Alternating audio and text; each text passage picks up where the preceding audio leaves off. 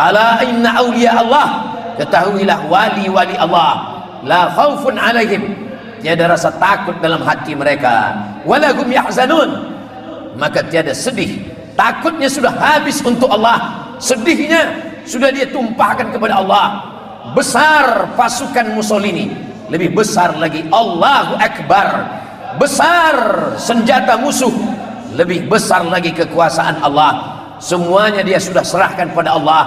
Dalam sembah sujudnya dia berkata, dalam tegaknya dia katakan, dia azamkan dalam lubuk hati yang paling kuat, dari hati naik ke kepala, dari otaknya ke mata, ke telinga, ke tangan, ke kaki. Inna salati, sembahyangku, wa nusuki, ibadahku, wa mahyaya, hidupku, wa mamati, matiku, sudah kuserahkan kepada Allah subhanahu wa ta'ala. Apakah manusia yang ada di Libya saja yang berbuat seperti itu? Semua orang yang sudah menyerahkan diri ini kepada Allah, ketika dia berkata asyhadu an la ilaha illallah, maka saat itu dia berkata la ma'buda bihaqqin illallah, tidak ada satu yang disembah, tidak ada satu yang diyakini memberikan kekuatan, pertolongan, hanya Allah semata. Manusia tiada daya, manusia tiada upaya. Dia mengatakan la haula wala quwwata illa billah. Mereka yang memberikan nyawanya, hartanya untuk sesuatu yang belum nampak. Nyawa nampak di pelupuk mata, harta nampak, darah tertumpah, nyawa melayang.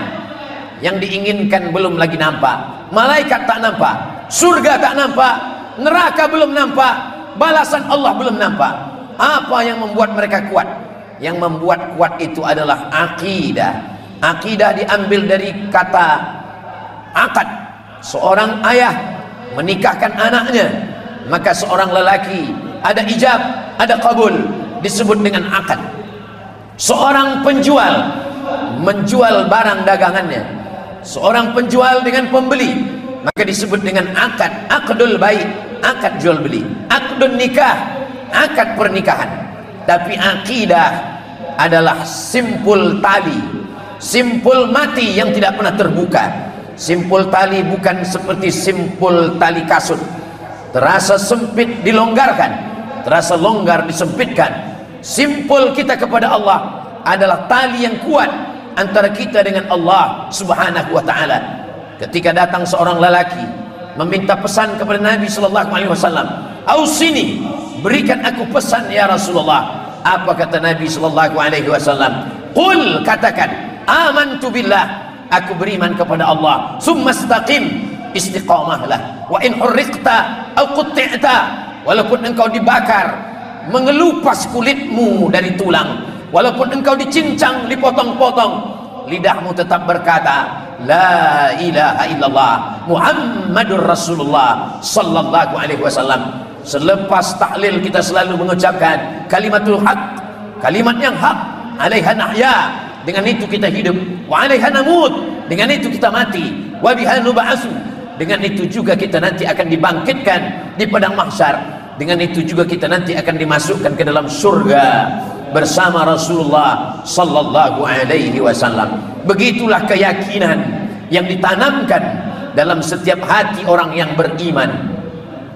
Seorang yang dimasukkan ke dalam penjara, diputuskan hubungan dengan ahli keluarga, mestinya dia bersedih, mestinya dia bersusah hati.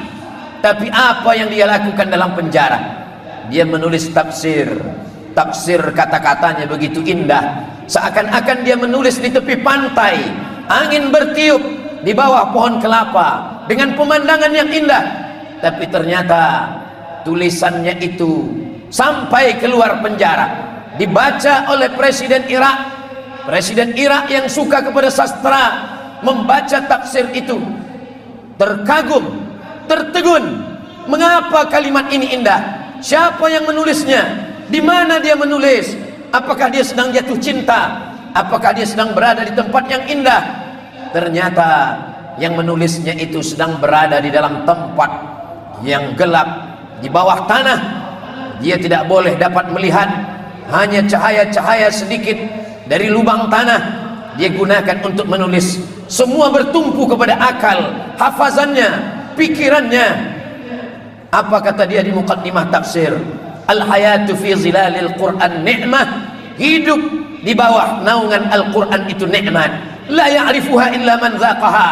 Tidak ada yang dapat merasakannya kecuali orang yang pernah merasakan, menikmatinya. Tidak ada yang boleh mengetahuinya, tidak ada yang tahu dan memahaminya kecuali orang yang pernah merasakan manisnya. Maka kemudian dia bertanya, di mana orang ini berada?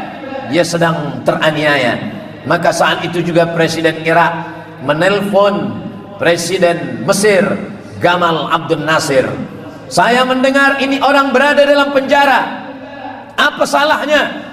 Dia salah, dia melawan, dia mesti dihukum mati. Bolehkah dia diberikan hukuman yang ringan? Janganlah dia dihukum gantung. Kerana tafsir yang dia tulis begitu indah. Saya suka dengan kalimah-kalimah yang ada dalam tafsir itu. Boleh, dia boleh untuk tidak dihukum mati, dengan syarat dia menulis. Dalam tulisan itu dia meminta maaf. Maka datanglah orang membawa pena dan kertas ke dalam penjara. Wahai Sayyid Qutb, tulislah permintaan maaf bahwa engkau sudah salah. Lalu apa kata dia tersenyum? As-sabbabatul lati tashhadu an la ilaha illallah. Telunjuk yang bersyahadat tiada Tuhan selain Allah sehari semalam tidak akan pernah meminta maaf untuk sesuatu yang tidak salah menurut Allah, tidak salah menurut Rasulullah sallallahu alaihi wasallam. Maka keindahan itu hanya dapat dirasakan oleh orang-orang yang putus tauhidnya hanya kepada Allah. Dia putuskan daripada cinta kepada makhluk, tidak hanya setakat la ma'budu bihaqqin illallah, tapi sampai kepada level la mahbuba bihaqqin illallah. Yang sebenar-benar dicinta hanyalah Allah subhanahu wa ta'ala. Ketika datang orang ke dalam penjara lalu mengatakan, nanti bila engkau berada di tiang gantung, lalu tali itu diletakkan di ujung lehermu, maka katakanlah la ilaha illallah. Dia tersenyum. Engkau mengajarkan aku la ilaha illallah, engkau mengajarkan aku la ilaha illallah kerana engkau ingin mendapatkan sesuap gandum untuk mengisi perutmu. Aku memperjuangkan la ilaha illallah dengan nyawaku, dengan harga diriku, masuk ke dalam penjara, berakhir dengan kematian demi memperjuangkan la ilaha illallah Muhammadur Rasulullah sallallahu alaihi wasallam. Orang-orang yang hatinya sudah dipenuhi dengan cinta, maka dia melihat dunia hanya sesuatu yang ringan. Man arafad dunya hanan alaih. Siapa yang kenal hakikat dunia, maka ringan dunia ini bagi dia. Kita sudah bercerita dengan pejuang yang ada di Afrika Utara, di Libya, yang ada di Mesir. Bagaimana dengan seseorang yang pernah dibesarkan dengan kasih sayang orang tua, tapi manakala orang tua tidak lagi kembali ke rumah, ayah tak lagi dapat ditangkap bentuk wajahnya, tak lagi dapat dicium tangannya, hilang, diambil oleh orang-orang komunis yang benci kepada la ilaha illallah Muhammadur Rasulullah. Pemuda itu tidak putus asa, walaupun dia dibesarkan dalam keadaan seorang yatim, tapi dia tetap dengan semangatnya. Pemuda itu hari ini menjadi salah seorang habib, seorang ulama yang dibanggakan, yang dimuliakan, disambut orang, dialu-alukan, dimuliakan. Sayyidi Al-Habib Umar bin Hafiz mendirikan Darul Mustafa. Syahid adalah kemuliaan bagi ayahandanya, tapi hari ini dibalas Allah. Berapa muridnya yang datang ke seluruh penjuru Nusantara, seluruh dunia, berlomba-lomba ingin mendapatkan kemuliaannya. Mereka tidak pernah bergantung kepada manusia. Hilang kasih sayang ayah, ada kasih sayang yang lebih besar, kasih sayang Allah subhanahu wa ta'ala. Terkadang sengaja Allah menghilangkan kasih sayang ayah dari seorang anak. Supaya apa? Supaya anak itu tidak bergantung kepada manusia. Dia hanya bergantung, memohon, meminta hanya kepada Allah subhanahu wa ta'ala. Itulah yang diajarkan kepada orang yang namanya kita sebut sehari semalam. Kama sallaita ala Ibrahim wa ala ali Ibrahim, kama barakta ala Sayyidina Ibrahim wa ala ali Ibrahim. Ketika Allah memerintahkan Sayyidina Ibrahim untuk mengantarkan istrinya Hajar, seorang perempuan, di mana dia tinggalkan? Fi wadin ghairi dhi zar'in inda baitikal muharram, di sebuah lembah yang tak ada tanaman, tak ada lumut, tak ada pokok kayu, kering kerontang, air susu kering, air minum tidak lagi ada. Dia seorang perempuan yang kuat, dia seorang perempuan yang perkasa, yang hebat. Dia tidak menangis, dia tidak mengeluh, dia tidak berkeluh kesah, dia tidak mengatakan kepada Allah, ya Allah, suamiku Nabi Ibrahim, ya Allah, anakku Nabi Ismail. Ketika Nabi Ibrahim akan meninggalkannya, Nabi Ibrahim menoleh memandang dengan tatapan penuh iba dan kasih sayang. Hajar hanya bertanya dengan satu pertanyaan, Allahu amaraka bihada. Dia pegang ujung jubah Ibrahim, Allahu amaraka bihada. Wahai Ibrahim, apakah Allah yang menyuruh engkau melakukan ini? Apa jawab Nabi Ibrahim alaihissalam? Dengan satu kata dia menjawab, Naam, Allah yang menyuruh. Apa kata Hajar? Idzan lan yudayyi'ana. Kalau memang Allah yang menyuruh, maka dia tidak akan menyia-nyiakan kami. Idzan lan yudayyi'ana. Dia tidak akan menyusahkan kami, dia tidak akan menghilangkan nyawa kami. Yang pergi meninggalkan kami pencari rezeki, yang pergi meninggalkan kami manusia yang lemah mencari karunia Allah, sedangkan yang bersama kami yang menjamin rezeki. Allah ingin mengajarkan, wahai para ulama, pewaris para nabi, istri-istri kalian juga sama semangatnya dengan semangat Hajar, membesarkan, membela, mendidik, mengasihi, menyayangi. Tapi manakala air itu habis, dia tidak mengangkatkan tangannya, dia tidak memperlihatkan dirinya, menunjukkan sebagai seorang perempuan yang lemah tak berdaya. Dia berjalan ke atas bukit Safa. Di atas bukit Safa tiada air. Dia tidak putus asa. Dia naik ke atas bukit Marwah. Di atas Marwah pun dia tidak melihat air. Matanya tajam memandang pasir, nampak seperti air. Turun ke bawah, hanya pasir-pasir yang kering. Ternyata Allah ingin membalas kaki yang berlari. Seorang perempuan yang berlari mengejar belum tentu mengeluarkan air. Kalau Allah berkehendak, air itu datang dari tumit yang belum pandai berjalan, dari tumit anak yang baru saja keluar. Dia adalah Ismail alaihissalam. Dari tumitnya yang dia hentakkan ke atas pasir, keluarlah air. Zam-zam, berkumpullah wahai air, berkumpullah wahai air. Seluruh dunia yang beriman kepada Allah meminum air dengan doa, Allahumma inni as'aluka ilman nafi'a wa rizqan wasi'a wa shifaan min kulli da'. 3 doa dalam satu tegukan air. Ilmu yang bermanfaat, rezeki yang berlimpah, sihat dari segala macam penyakit. Sampai hari ini tidak kering, sampai hari kiamat tidak ada yang susah bagi Allah subhanahu wa ta'ala. Innama amruhu idza arada syai'an ayyaqula lahu kun fayakun. Apa maknanya? Sehari semalam berapa kali kita sebut kama sallaita ala Ibrahim, bukan hanya setakat Sayyidina Ibrahim, wa ala ali Ibrahim. Siapa Ali Ibrahim? Hajar. Siapa Ali Ibrahim? Sarah. Siapa Ali Ibrahim? Ishak. Siapa Ali Ibrahim? Ismail. Akidah yang kuat kepada seorang anak, akidah yang kuat kepada seorang istri. Kullukum ra'in, setiap kamu adalah pemimpin. Wa kullukum mas'ulun an ra'iyatih, kepada semua bapa, kepada suami-suami. Bukan hanya setakat menyebut namanya dalam salat, dalam sembahyang, dalam salawat Ibrahimiyah, tapi lebih daripada itu, memasukkan ke dalam hati, menanamkannya ke lubuk hati yang dalam. Istri mengamalkannya, diteruskan kepada anak. Suami yang bersifat Ibrahim, istri yang bersifat Hajar, akan melahirkan anak-anak yang bersifat Ismail, yang tidak pernah menyerah, yang selalu berbakti kepada Allah subhanahu wa ta'ala. Sampai usianya dewasa, ujian belum juga berakhir. Ya bunayya, wahai anakku, wahai ananda, inni ara fil manam, aku melihat dalam mimpiku, anni azbahuka, aku menyembelih lehermu. Fanzur madza tara, apa pendapatmu wahai anakku? Apa jawab Ismail? Ya abati, wahai ayahanda, if'al ma tu'mar, laksanakan perintah Allah. Satajiduni insyaallah minas sabirin. Insyaallah saya akan menjadi seorang anak yang sabar menerima ujian Allah Subhanahu wa ta'ala. Begitulah kalau yang kita tanamkan dalam hati anak kita adalah akhlak, yang kita tanamkan adalah akidah. Buah daripada akidah adalah akhlak. Orang yang tahu siapa yang berada di hadapannya, yang dia kenal dengan baik, dia akan mencium tangan, dia akan memuliakan, dia akan menghormati. Mengapa dia memuliakan? Karena dia tahu, karena dia kenal.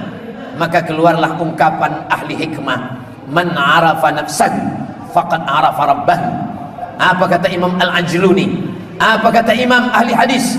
Siapa yang kenal dirinya yang lemah, kenal dia Allah yang maha kuat. Siapa yang kenal dirinya yang miskin papa, kenallah dia Allah yang maha kaya. Siapa yang kenal dirinya yang tak berdaya, kenallah dia Allah yang maha kuasa. Maka kita tiada apa-apa, tiada daya, tiada upaya.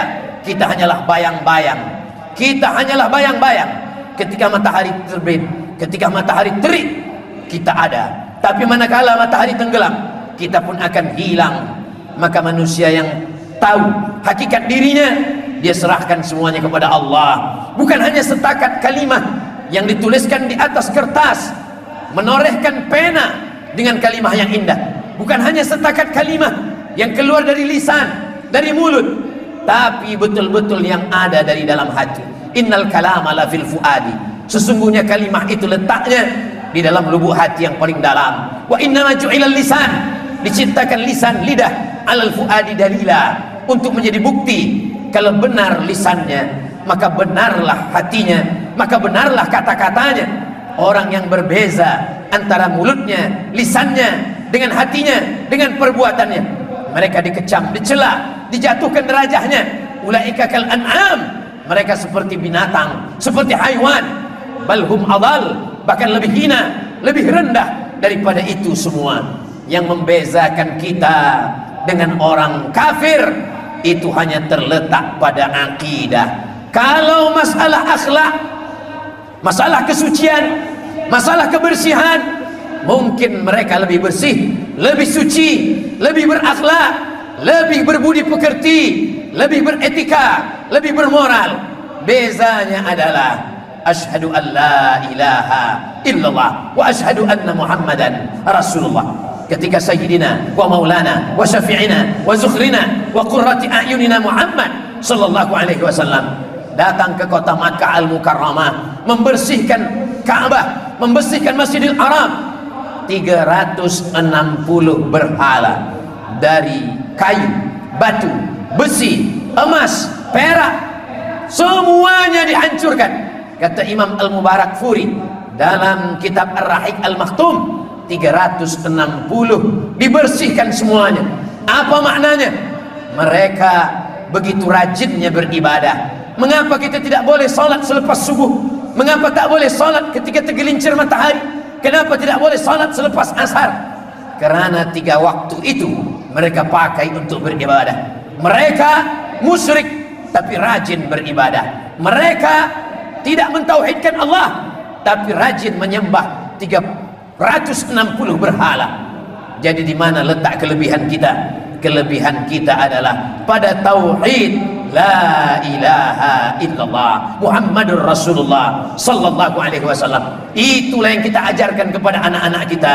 Sama seperti Nabi Yakub bertanya kepada anak-anaknya, ma ta'buduna min ba'di, apa yang akan kamu sembah selepas ayah mati nanti? Hari ini pertanyaan itu berubah. Tidak lagi ma ta'buduna min ba'di, tapi yang ditanyakan ma ta'kuluna min ba'di, apa yang akan kamu makan, apa yang akan kamu telan. Nabi Musa alaihissalam memanggil anak-anak perempuannya, bila nanti ayah mati, tanamlah pokok kapas. Kenapa bertanam kapas? Buah kapas akan jatuh, nanti kapas kalian pintal menjadi benang, benang kalian tenun menjadi kain. Juallah kain itu, kalian akan makan makanan yang halal. Jangan makan haram. Ayyuma lahmin, setiap daging nabata min haramin, kalau dia tumbuh dari yang haram, fannaru aulabi, tempatnya adalah api neraka. Kalau ada orang makan haram, berkata haram, bertindak haram, melakukan perbuatan yang curang, tipu muslihat, man ghasyana falaysa minna, siapa yang menipu, siapa yang berdusta, falaysa minna, maka dia bukan bagian dari kami, dia bukan umat Nabi Muhammad sallallahu alaihi wasallam. Semua berawal daripada akidah. Kita belajar akidah dari mana? Mari kembali kepada Quran, mari kembali kepada sunnah Rasulullah sallallahu alaihi wasallam. Kalimah itu benar, tiada salah. Tapi kalau boleh kita tanya lagi, siapa yang boleh belajar akidah dari Al-Quran? Siapa yang boleh belajar akidah dari hadis? Kita makhluk yang lemah, kita tak hafaz Quran, kita tak hafal hadis. Siapa yang dapat hafal Quran? Kalau dia hafal, apakah dia tahu mana ayat yang am, mana ayat yang khas, mana ayat mutlak, mana ayat muqayyad, mana nasikh, mana mansukh, mana asbabun nuzul? Kalaupun dia hafaz hadis, mana hadis am, mana hadis khas, tahukah dia hadis dhaif, tahukah dia hadis sahih, berapa syaratnya, bagaimana kaedahnya? Maka kita lemah, kita ikut saja paham para ulama. Memanglah kita kembali kepada Quran, kembali kepada sunnah, mengikut pemahaman ulama. Bukankah Nabi berkata, taraktu fikum amraini, ku tinggal kepada kamu dua perkara, in tamassaktum bihima, kalau kamu pegang yang dua ini, lan tadillu abada, kamu tak akan sesat untuk selamanya. Kitabullah wa sunnati, kitabullah dan Al-Quran, Al-Quran dan sunnah Rasulullah. Betul, hadis itu ada dalam kitab Muwatta Imam Malik, hadis itu ada dalam kitab Al-Mustadrak Imam Al-Hakim. Tapi jangan lupa, ada hadis satu lagi, ada dalam Sahih Muslim, Imam Muslim Ibn Al-Hajjaj Al-Qusairi An-Naisaburi, bunyinya berbeza. Aku tinggal pada kamu dua perkara, yang ku tinggalkan dua perkara, kitab Allah Al-Quran, wa itrata ahli baiti, keluargaku, keturunanku, zuriatku. Jangan katakan dua hadis ini bertembung, tiada ikhtilaf antara dua hadis ini. Bukankah satu hadis mengatakan Al-Quran dan sunnah? Betul. Bukankah satu hadis lagi mengatakan Al-Quran dan zuriat Nabi? Betul. Lalu apa beza Al-Quran dengan sunnah? Sunnah itu tertulis di Sahih Bukhari, tertulis di Sahih Muslim, tertulis di Sunan Abi Daud, tertulis di Sunan Tirmidzi, tertulis di Sunan Nasa'i, tertulis di Sunan Ibni Majah, tertulis di Musnad Ahmad, tertulis di Sunan Ad-Darimi, tertulis di Muwatta Malik, tertulis di Musannaf Ibni Abi Syaibah. Tapi bagaimana amalnya, bagaimana dia berjalan di atas muka bumi, itu boleh kita lihat pada zuriat Rasulullah sallallahu alaihi wasallam. Sampai hari ini zuriat itu masih terjaga, masih terpelihara. Siapa yang menjaganya? Allah. Kerana apa? Kerana kata Imam An-Nawawi Muhyiddin Abu Zakaria Yahya bin Sharaf An-Nawawi dalam kitab Al-Minhaj Syarah Sahih Muslim Ibn Al-Hajjaj, mengapa Nabi mengatakan itrat ahli baiti, berpeganglah kepada Al-Quran dan zuriatku, litamassukihim bis sunnah, kerana yang paling kuat berpegang dengan sunnah adalah zuriat Rasulullah sallallahu alaihi wasallam. Sampai hari ini tahun 2023, sampai zaman ini 1445 Hijrah, habaib yang kita cinta, yang kita sayang, hati kita menyayanginya karena ada darah Nabi dalam diri mereka. Kita menyayangi. Kenapa kita sayang? Kerana mereka mengajarkan sunnah dalam perbuatan, dalam jubah, dalam imamah, dalam tongkat, dalam khatim, dalam siwak, dalam akhlak, dalam talaqi, dalam ijazah, dalam sanad, dalam kitab. Mereka berjalan ke seluruh penjuru dunia untuk menyampaikan risalah Islam. Sampailah ke Nusantara, sampailah ke negeri kita, sampai ke Semenanjung, sampai ke kampung halaman Ustaz Abdul Samad di Pulau Sumatera, di Riau, Bumi Lancang Kuning. Mereka datang, dipukul ombak, diempas gelombang. Apa yang mereka cari? Yang mereka cari adalah ingin meneruskan sunnah datuk mereka, Sayyidina wa Maulana Muhammad sallallahu alaihi wasallam. Hilang takut mereka, meninggalkan keluarganya yang ada di tempat yang pernah didoakan Nabi sallallahu alaihi wasallam. Allahumma barik fi yamanina, berikan berkah di negeri Yaman. Allahumma barik fi yamanina, al-imanu fi Yaman. Kenapa demikian? Karena doa itu terbukti terkabul sampai hari ini.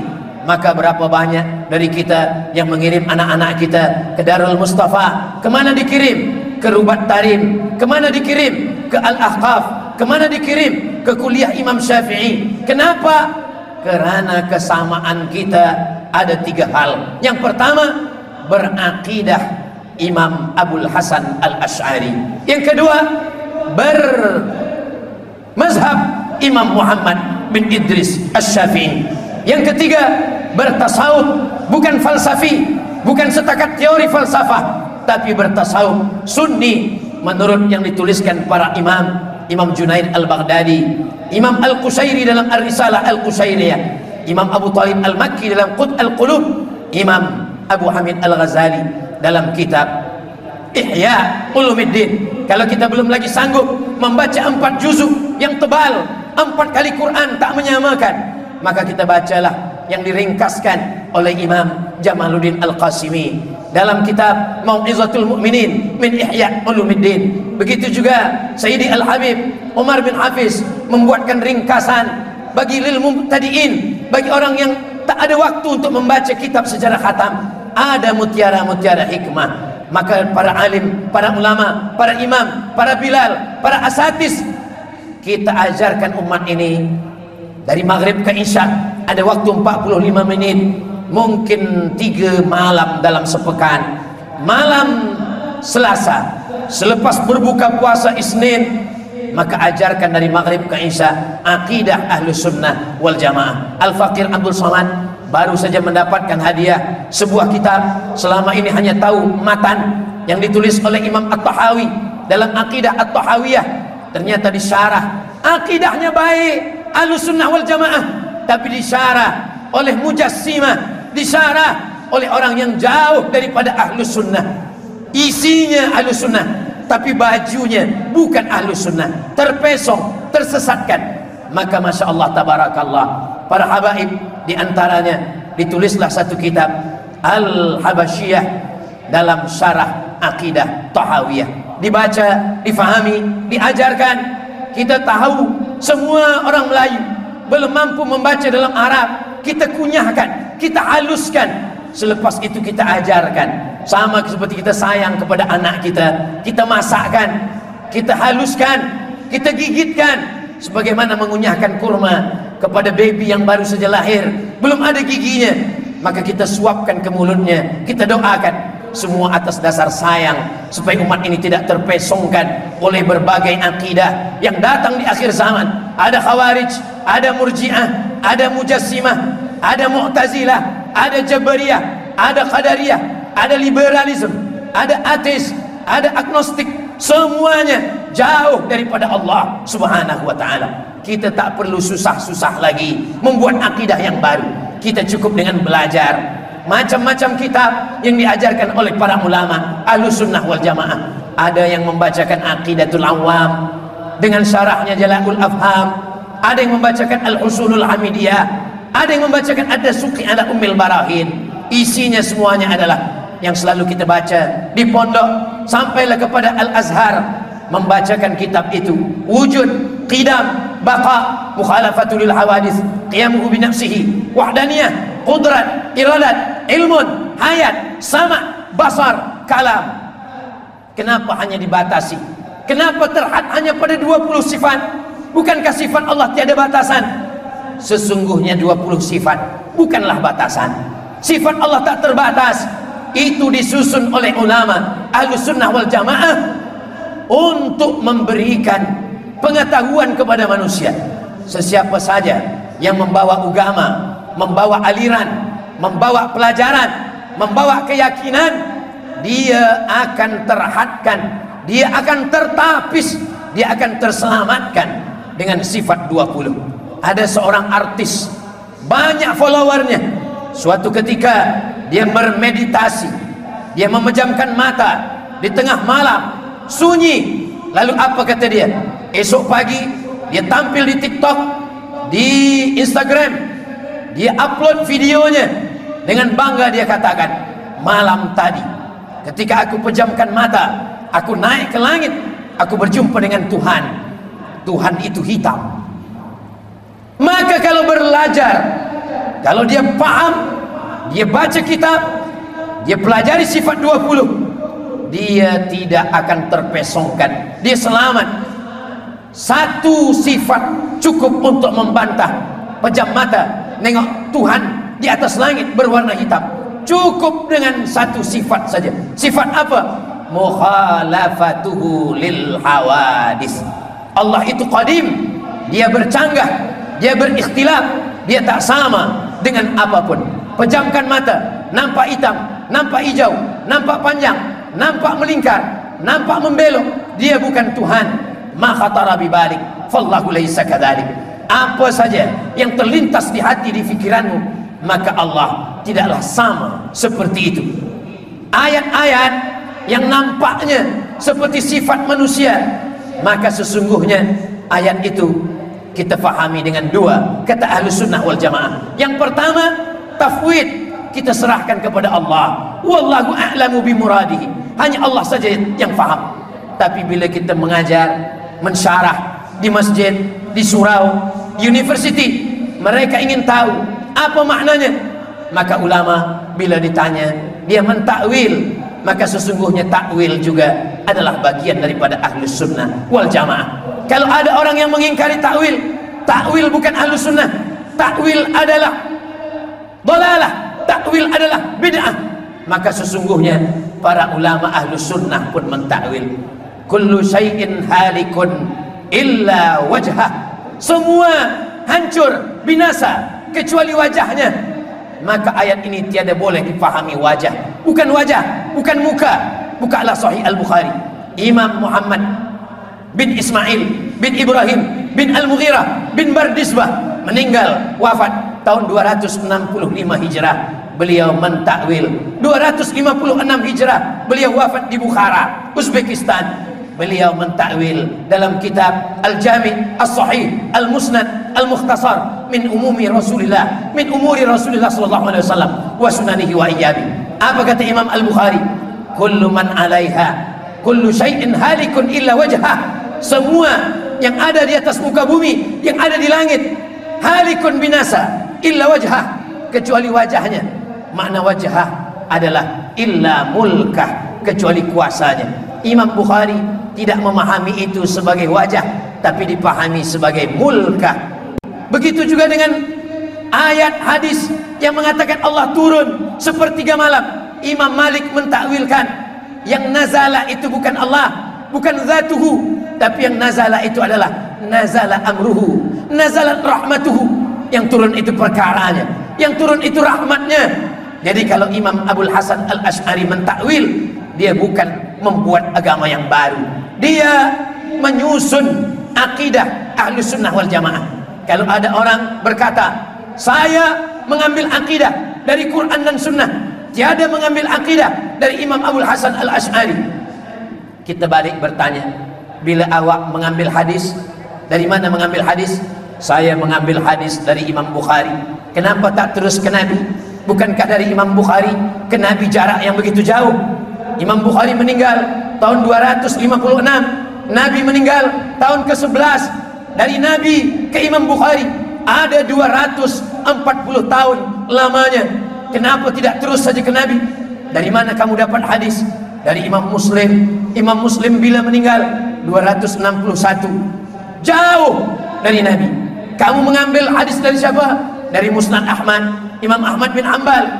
Kamu belajar fiqh, dari siapa? Dari Imam Ahmad. Imam Ahmad meninggal 241 Hijrah. Kenapa mengambil fiqh dari Imam Ahmad? Membaca Al-Quran. Dari mana membaca Quran? Dari qiraat. Riwayat siapa? Riwayat Imam Hafs. Dari siapa? Dari Imam Asim. Kalau mengambil riwayat baca Quran dari imam, mengambil fiqh dari imam, mengambil hadis dari imam, mengapa mengambil akidah tidak boleh dari imam? Bukankah itu juga perbuatan bid'ah? Kalaulah mengambil ilmu dari imam itu bid'ah, maka sesungguhnya mengambil ulumul hadis dari para ahli hadis, dari Imam Nawawi, dari Imam Ibnu Hajar Al-Asqalani, dari Imam Jalaluddin Abdul Rahman As-Suyuti, mereka bukan membuat-buat agama. Mereka adalah menyusun ajaran-ajaran ilmu secara sistematik supaya mudah kita belajar, supaya mudah kita mendekatkan diri kepada Allah Subhanahu wa ta'ala. Maka di akhir zaman, siapa yang paling beruntung? Orang yang dekat dengan ulama. Siapa yang hidup selepas aku nanti, kata Nabi, man ya'ish ba'di, siapa yang hidup selepas aku, fasayara ikhtilafan katsira, akan banyak ikhtilaf dalam bidang akidah, ikhtilaf dalam bidang fikah, ikhtilaf dalam bidang sunnah. Siapa yang selamat? Alaikum bisunnati, ikutilah sunnahku, wa sunnatil khulafa'ir rasyidin, sunnah khulafa'ir rasyidin al-mahdiyyin, mereka yang membawa hidayah, mereka yang menyampaikan hidayah min ba'di, setelah aku mati nanti. Atu 'alaiha bin nawajis, gigitlah pakai gigi geraham. Kenapa kita merdeka? Karena mereka yang akidahnya kuat. Dulu sebelum ada sekatan-sekatan, sebelum ada batasan-batasan, satu rumpun Melayu, ketika ada seorang mendengar bahwa kerajaan Kedah diserang oleh Siam, dia terbang, dia datang dari Sumatera. Seorang ulama mursyid yang mengajarkan kitab, nama kitab itu Sayrus Salikin, nama penulisnya Syekh Abdul Samad Al-Falembani, Falemban, dari kota Palembang di Pulau Sumatera. Dia adalah orang yang belajar kepada Syekh Muhammad bin Abdul Karim Samman, murid daripada Syekh Abdul Karim Samman.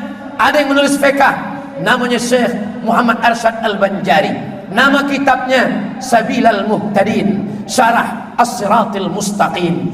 Ada muridnya yang bernama Syekh Abdul Samad Al-Falembani, nama kitabnya Sayrus Salikin, yang dia sarikan, dia ambil mutiara-mutiara daripada Ihya Ulumuddin, tasawuf sunni. Tapi mereka bukan yang hanya setakat berzikir dalam kelambu, mereka tidak mengunci pintu kamar. Puncak daripada zikir adalah jihad, puncak daripada la ilaha illallah, mutu qabla an tamutu, mati sebelum mati. Ketika dia mendengar bahwa bangsa Melayu diserang oleh Siam, maka dia segera datang, dia berjihad dan mati dalam peperangan itu. Dia dikuburkan di Patani. Ketika itu kerajaan Melayu yang ada di Semenanjung, yang ada di Pulau Sumatera, semuanya sama dalam satu dua ikatan. Ikatan pertama, sesama darah Melayu. Ikatan yang kedua, lebih kuat lagi, ikatan la ilaha illallah Muhammadur Rasulullah. Dia berjihad karena dia juga menulis kitab Fadail Jihad, keutamaan berjihad. Begitulah mereka, tak pernah menganggap nyawanya mahal. Nyawanya sudah dijual, dirinya sudah dijual, hartanya sudah dijual. Benda yang sudah dijual tidak boleh dijual dua kali. Hanya pengkhianat yang menjual benda dua kali. Kemana kita jual? Innallaha ashtara minal mu'minin anfusahum wa amwalahum bi anna lahumul jannah. Orang beriman sudah menjual nyawanya, sudah menjual jiwanya, sudah menjual dirinya, sudah menjual hartanya kepada Allah. Allah menebusnya dengan surga. Maka yang sudah dijual, jangan jual kepada dunia, jangan jual kepada penguasa, jangan jual kepada hamba dunia. Juallah kepada dia, kepada Allah Subhanahu wa ta'ala. Mereka meyakini itu. Itulah mengapa mereka berjuang. Kenapa? Karena mereka menyadari bahwa hidup yang merdeka adalah selepas kematian. As-syahid asma amanina, syahadah, mati syahid adalah cita-cita yang tertinggi. Seorang lelaki, wajahnya biasa saja. Ketika suatu malam dia berkata, kalau aku mati malam ini, aku akan mati syahid. Kalau aku hidup besok pagi, aku masih boleh lagi minum kopi di Maulabu. Seorang yang mati dibunuh oleh Belanda, dia bernama Tengku Umar, pahlawan, dimuliakan. Kenapa mereka menganggap hidup begitu rendah, begitu tak ada apa-apanya di hadapan Allah? Karena mereka sadar yang hidup hanya Allah, Al-Hayyu, Maha Hidup. Sedangkan kita diberi hidup. Hidup ini hadiah dari Allah, hadiah yang diberikan Allah, mesti dimuliakan. Kemuliaan adalah syahid. Hari ini kita tidak lagi syahid melawan Belanda, melawan Jepun, melawan Inggris. Yang kita lawan adalah kejahilan, yang kita lawan adalah kebodohan, yang kita lawan adalah fitnah, yang kita lawan adalah berapa banyak fitnah antar sesama kita, sesama ahlu sunnah wal jamaah, sesama ahlul qiblah. Maka ketika kita bersama, sama-sama menyembah, siapa yang kita sembah? Allah. Siapa Nabi kita? Muhammad Rasulullah sallallahu alaihi wasallam. Kemana kiblat kita? Fawalli wajhaka syatral masjidil haram. Berbeza dalam beberapa hal, dalam masalah furu', tapi ada setengah saudara kita menganggap kita sebagai musuh hanya kerana berbeza dalam masalah fiqh. Dulu berbeza antara Imam Ahmad bin Hanbal dengan Imam Syafi'i. Imam Syafi'i berkunut subuh, Imam Ahmad bin Hanbal tidak berkunut subuh. Tapi Imam Ahmad bin Hanbal tidak pernah sekalipun menuduh Imam Syafi'i pelaku bid'ah. Kata bid'ah zaman salaf digunakan untuk khawarij, untuk syiah, untuk murji'ah, untuk qadariyah, untuk jabariyah. Bukalah kitab ilmu jarh wa ta'dil. Bila seorang ulama berkata fulan mubtadi, fulan mubtadi, fulan pelaku bid'ah, itu bukan ditujukan kepada membaca kunut subuh, itu bukan ditujukan kepada perbezaan fiqh, itu pada masalah akidah yang keluar daripada ahlus sunnah wal jamaah. Apa kata Imam Ahmad bin Hanbal? Da'autu lisyafi'i, aku mendoakan Imam Syafi'i 40 sana, 40 tahun, walaupun mereka berbeza dalam fiqh, tapi dia mendoakan Imam Syafi'i. Apa doanya? Allahumma firli wali walidayya wali Muhammad bin Idris Asy-Syafi'i. Ya Allah, ampunkan dosaku, dosa kedua orang tuaku, dosa ibu bapakku, dan dosa Imam Muhammad bin Idris Asy-Syafi'i. Begitulah salaf.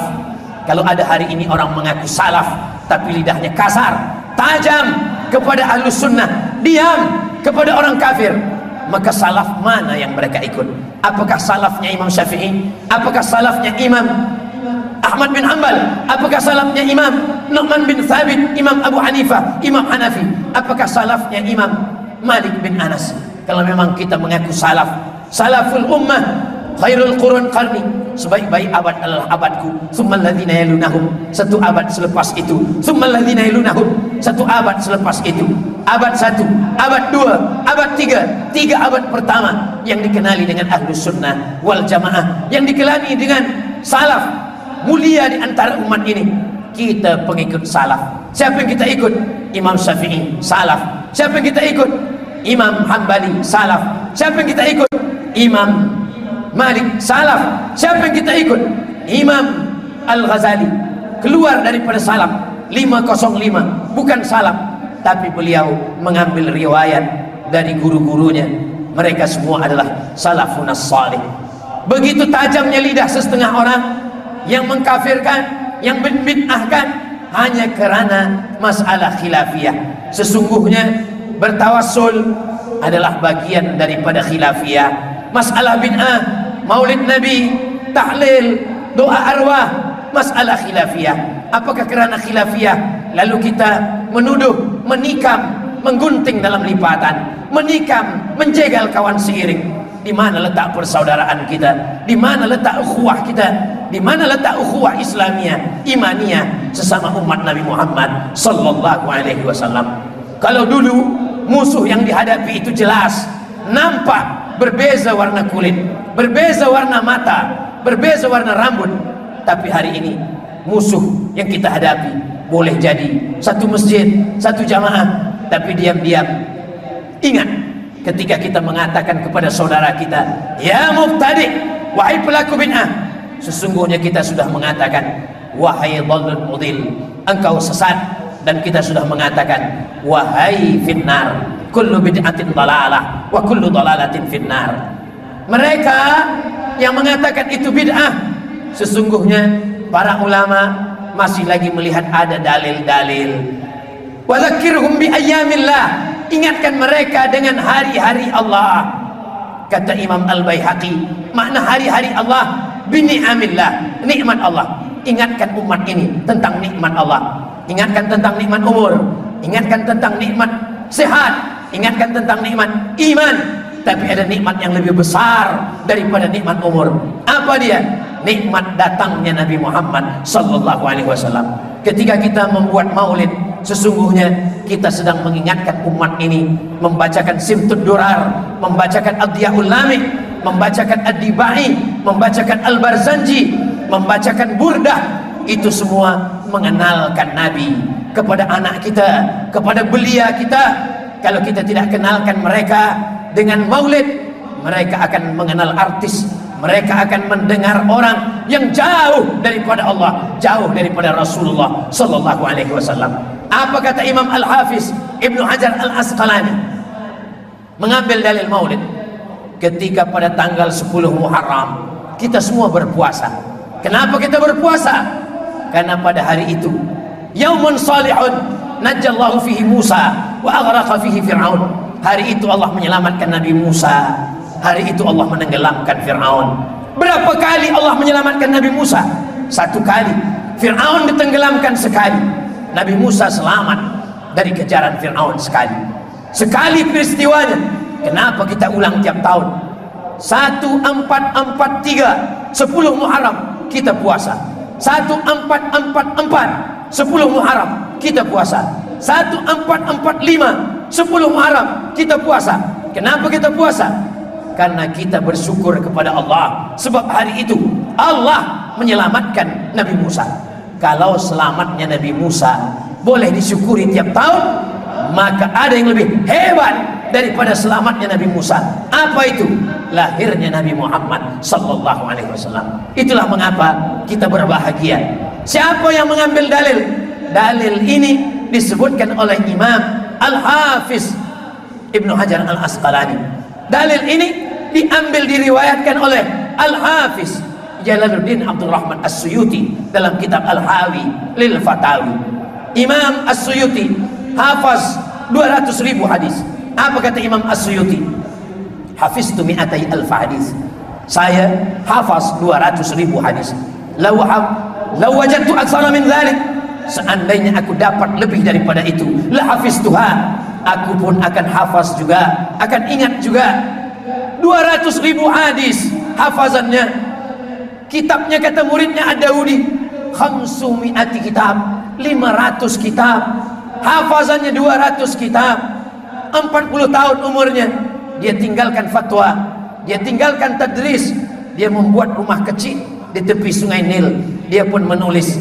Datang penulis kitab Al-Mawahib Al-Laduniyah, Imam Al-Qastullani, melepas kasutnya, melepas selipanya, dengan tiada beralas kaki dia datang. Wahai Imam Suyuti, keluarlah, mengajarlah, ajarkan kitab pada kami. Imam Suyuti sudah meninggalkan dunia beserta isinya. Dia hanya menulis kitab. Orang yang alim, wara', zuhud, tetap menghormati maulid. Bagaimana dengan Al-Hafiz Khatimatul Huffaz, penutup para hafiz, Ibnu Hajar Al-Asqalani? Idza dzukira Al-Hafiz, kalau disebut Al-Hafiz tanpa nama, maka dialah yang dimaksud. Dia masih menghormati maulid. Tak segankah kita dengan mereka? Sanggupkah kita mereka kita tuduh sebagai pelaku bid'ah? Ingatlah wahai saudaraku, ketika kita mengatakan saudara kita pelaku bid'ah, padahal masalah itu masih lagi khilafiyah, kita sudah memasukkan mereka ke dalam neraka. Siapa kita dibandingkan para ulama-ulama besar? Hanya karena zikir berjamaah, hanya karena zikir bersama. Bukankah ada dalam riwayat Imam Ahmad bin Hanbal dalam kitab Al-Musnad, ketika selesai berzikir bersama-sama, apa kata malaikat? Qumu, tegaklah, berdirilah, maghfuran lakum, dosa kamu sudah diampunkan Allah subhanahu wa ta'ala. Majlis kita bukan majlis lawa, majlis kita bukan majlis sia-sia. Majlis kita adalah majlis yang di dalamnya ada zikir, yang di dalamnya ada subhanallah, yang di dalamnya ada alhamdulillah, yang di dalamnya ada sunnah, yang di dalamnya ada ayat Quran, yang di dalamnya ada watawasau bil haq watawasau bis sabr. Negeri ini tetap dijaga oleh Allah. Karena apa? Karena diberikan sesuatu yang belum tentu ada di negeri yang lain. Seandainya doa engkau makbul dan doamu itu hanya satu, mintalah pemimpin yang adil, kata Imam Ahmad bin Hanbal, maka satu negeri akan mendapatkan keadilannya. Kita boleh berkumpul bersama, beramai-ramai, tanpa ada sekatan, tanpa ada larangan. Ini semua adalah di antara doa yang diajarkan. La tusallit alaina bidunubina, man la yakhafuka wa la yarhamuna. Jangan berikan kuasa kepada orang yang tak takut padamu dan tak sayang kepada kami.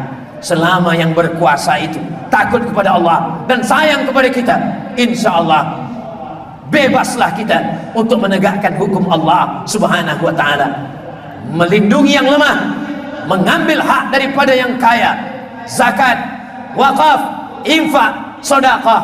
Kerana apa? Kerana idza kuntum salasan fi safarin, kalau kamu ada 3 orang musafir dalam perjalanan panjang, falyu'ammiru ahadahum, hendaklah 1 orang diangkat sebagai pemimpin. Kalau 3 orang mesti mengangkat 1 sebagai pemimpin. Ulil amri, uli orang-orang, amri yang mengurus urusan kita, yang kita taati. Atiullah, taat kepada Allah. Wa atiur rasul, taat kepada Rasulullah. Wa ulil amri, tapi kata ulil amri tak ada kata atiu. Atiu kepada Allah, atiu kepada Rasul, tak ada kata atiu dalam ulil amri. Apa maknanya? Selama ulil amri taat kepada Allah, taat kepada Rasulullah, melaksanakan sunnah Rasulullah sallallahu alaihi wasallam.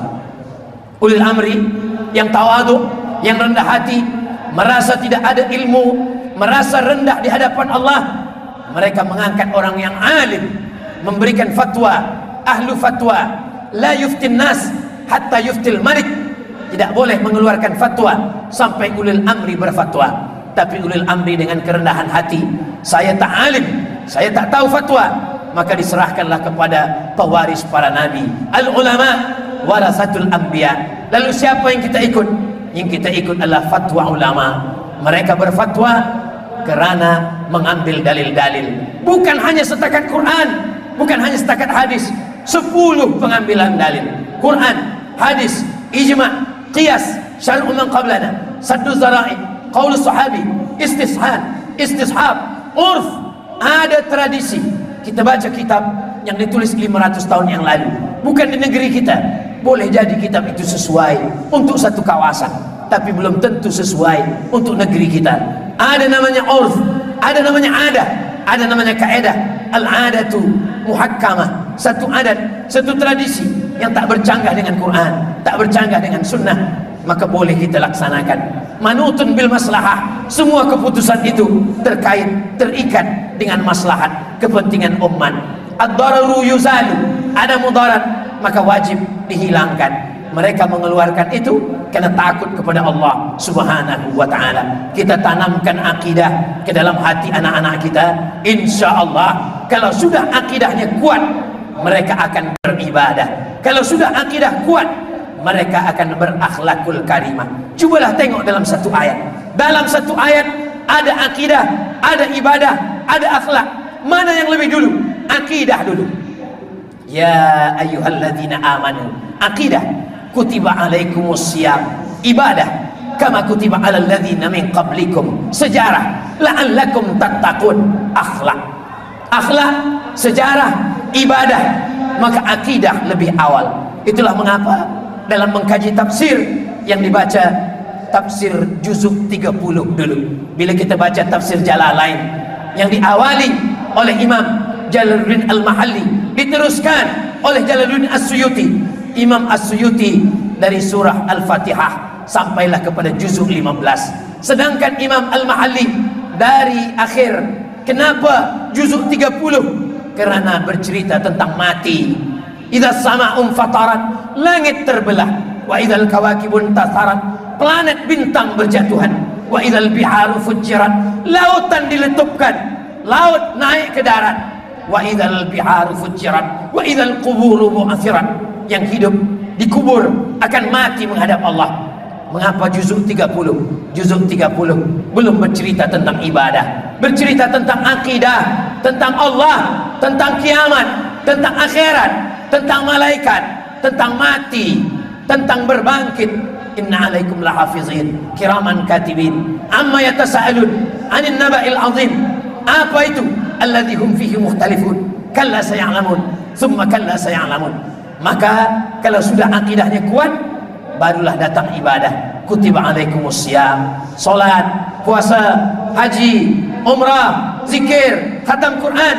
Kalau sudah ada, barulah datang akhlak, la'allakum tattaqun, sabar, ridha, takwa, qanaah, zuhud. Kita bukan salah, tapi makan ubat pun ada aturannya. Ada yang dimakan pagi, ada yang dimakan siang. Maka awalilah daripada akidah. Masjid-masjid yang sudah mengajarkan akidah, maka teruskanlah. Jamaah, ibu bapa, wahai para lelaki, wahai para suami, coba renung sekejap. Bila kita terakhir mengajar istri kita akidah, bila kita ajarkan anak kita akidah, kita akan diminta tanggung jawab di hadapan Allah. Kalau kita belum mampu, kita pun jahil, kita pun tak faham agama. Tuan-tuan, boleh jadi profesor dalam bidang akademik, boleh jadi jenderal dalam bidang polis dan tentera, tapi dalam bidang akidah kita serahkanlah kepada yang ahli, yang pakar. Idza wusidal amru ila ghairi ahli fantaziris sa'ah. Kalau diberikan sesuatu bukan kepada yang pakarnya, maka tunggulah kehancuran. Bila kereta kita rosak, kita berikan kepada orang yang paham kereta. Bila handphone kita rosak, kita berikan kepada orang yang paham handphone. Bila ekon kita rosak, kita berikan kepada orang yang paham. Tapi kenapa bila akidah kita rosak, kita baca sendiri, kita fahamkan sendiri, kita sombong, kita angkuh, kita tak mahu belajar kepada ulama. Fas'alu ahla dzikri, tanya kepada ulama, in kuntum la ta'lamun. Ramai masjid kita, ramai para ulama kita, datanglah, mengajilah, sempat-sempatkan mengaji.